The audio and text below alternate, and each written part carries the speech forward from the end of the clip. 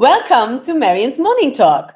Today I have the pleasure to have a very unique guest, Paul Dunne, EMEA Channel Director at Poly. My first vendor interview. Hi, Paul. Very happy having you in my call. Hi, Marianne. Really nice to be here and to see you again. So, dear Paul, you have been at Poly now for almost 16 years. What is it about the company that inspires and motivates you to stay for so long time?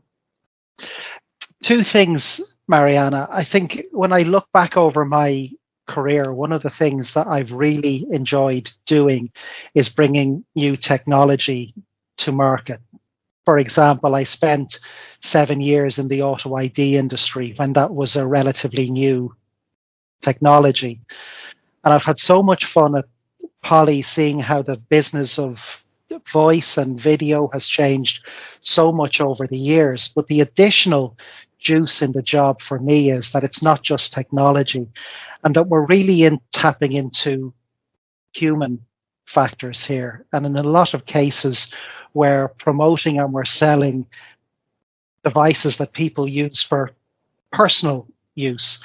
And then once you get into that area, though, you've lots of other factors that aren't just technical in terms of how do I feel using this device?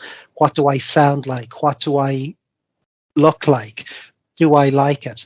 And that makes the job really interesting for me. So the way I'd sum it up is it's half the job is science and the other half of the job is art. And that means it's a lot of fun. You are known for your outstanding track record in transformation, building and managing high-performing sales and marketing organizations, especially regarding channel strategy. So what is your secret, Paul? How do you stay so focused on getting the results you need? Well, I like to start from the point that I think that everybody in my own organization and across our channel partners has got a lot of potential. And I have never come across anybody in business who didn't, in their heart, want to make a positive contribution to their business. And for me, my job is to create the environment that lets people reach their potential. My job is, when we're talking to our channel partners, to understand the world from their perspective, let them meet their potential as well. And I think, I'm not certain, but I think it was Freud who said, in order to have a happy life, you have to have good work and you have to have good love. Not a direct quote, but I think that was the sense of what he said. And I just think my job is create an environment where our channel partners and the people who work at Poly can thrive.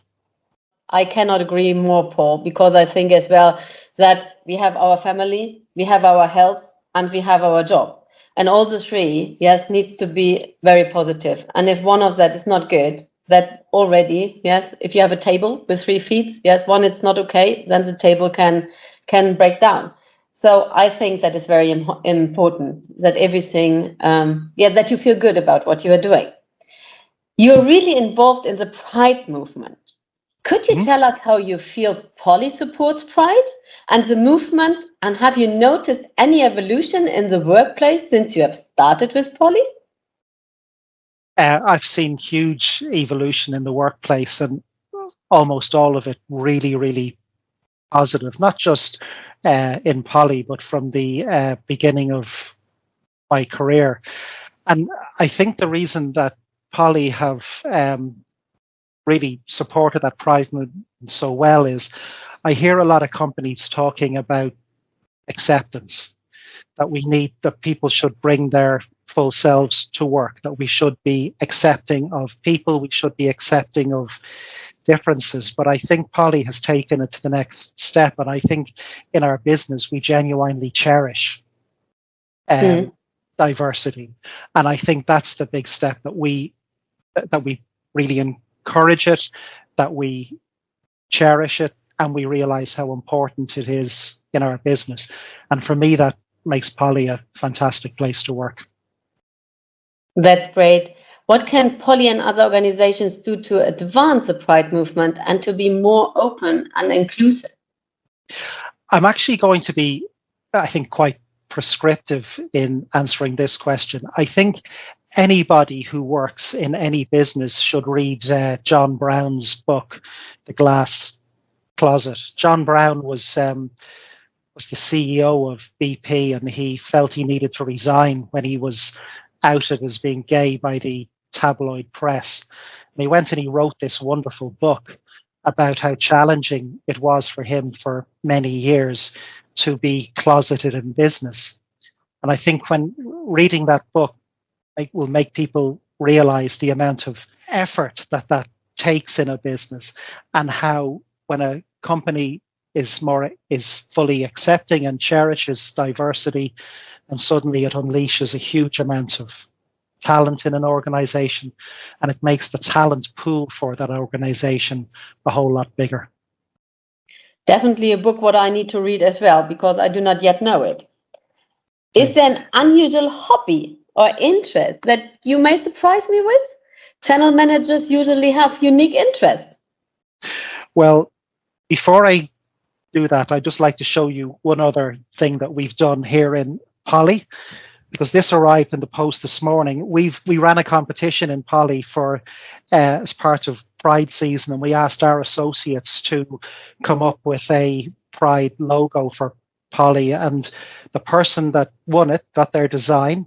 They handed it to our head of corporate design, a guy called Darren Caddis, who's one of the most wonderful people I've ever worked with. And this is what came in. So this was designed by one of our own folks in the business. Cool. So that's the front, and there's the back of the t-shirt. It's out, yeah, absolutely fantastic. And it is a Polly logo, right? The new one, what you have is so really cool. Exactly. So that's the Polly logo, and that's with the hands. Perfect. The hands. Wow, so I really like it. I really like it, Paul. So now I want to know a little bit about your hobbies. One which is a little bit unusual and one which isn't. The most therapeutic hobby that I have is cooking, which I really, really enjoy, particularly during COVID when none of us are traveling. And for me, cooking is that marvelous transition between my work life and my family life. And my family know that when I'm finished work, I like to spend a little bit of time in the kitchen by myself while I'm transitioning mentally out of work mode. And the other thing that I really enjoy, if you look over my shoulder, you can see in my office, I have a couple of Salvador Dali prints. And while I have no education or training in fine art, there's just something about Dali's paintings that really appeal to me. And quite honestly, I could stare at them for hours. Really, really cool. I love Dali as well. Yeah, it would have been great to have an original one. Yes, maybe in the next life. For the other thing, the cooking. So what do you like the most there? Is there a Italian or Spanish, or is there something? I do a lot of Italian cooking and I do a lot of barbecuing. When it comes to Italian cooking, generally I like cooking things that take all day. So my ideal Saturday is to start cooking the sauce early in the morning and let it simmer for hours. So even if I go out and leave it on a low heat, I just love coming back into my house and getting that lovely homely smell of home Italian cooking. Super cool. So I know when I come next to the UK, where I go for dinner.